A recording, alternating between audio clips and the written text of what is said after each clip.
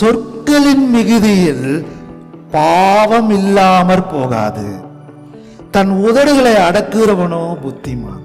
பாருங்க, பாவம் எங்க வருது அப்படின்னு நீங்க கேட்டீங்க அப்படின்னா, நிறைய பேசினாவே பாவம் வந்துருது.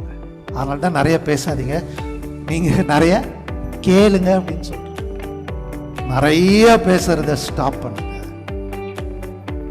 நிறைய பேசாதீங்க.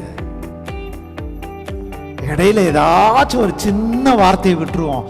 அந்த சின்ன வார்த்தை தான் அவங்களுக்கு என்ன ஆயிரும், மனத்தாங்களை கொண்டு வந்துடும், அஃபண்ட் ஆவாங்க.